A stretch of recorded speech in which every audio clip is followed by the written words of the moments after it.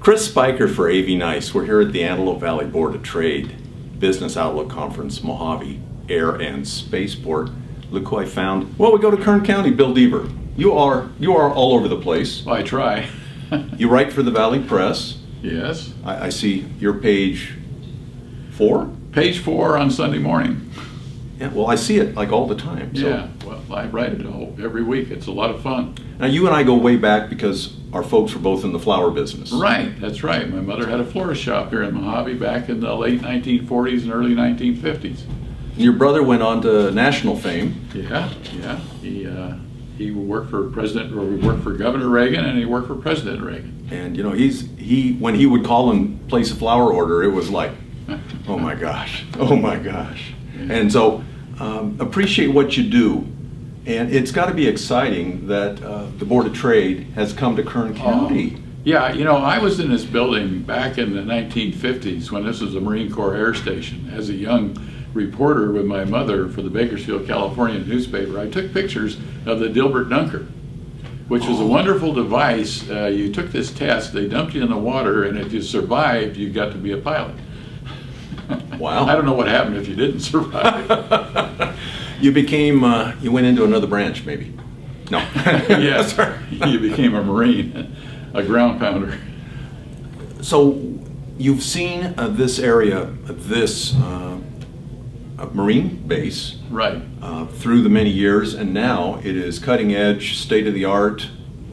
Everybody calls it home. Right. This is a really great place. This is probably the most least known, well-known place in the world. We have people come in here from all over the world. We put on an event called Planecrazy Saturday on the third Saturday of every month from 10 to 2, and we literally get people from all over the world coming to this event with their kids. A one-day event. It's a 4-hour event, and we have a speaker, and we have some interesting airplanes and occasionally spacecraft parked out on the ramp, so people can walk up and touch it, talk to the pilots and our local astronauts. It's a great place. This is one of the few places in the world where you can look up in the sky one minute, see a Cessna 150, and then maybe see a Spitfire or a P-51, or maybe see something that nobody's ever seen before. Or didn't see it. Yeah. And most everything that's in the Smithsonian in Washington, D.C. has flown over. Flown over, and my wife and I visited the Smithsonian Silver Hill Restoration Facility in Silver Hill, Maryland, and we were walking through on this 2-hour tour with a docent, and every once in a while he'd come to an airplane, he'd say, I don't know too much about that, and I would speak up. And about the 4th time I did this, the guy says, who the hell are you?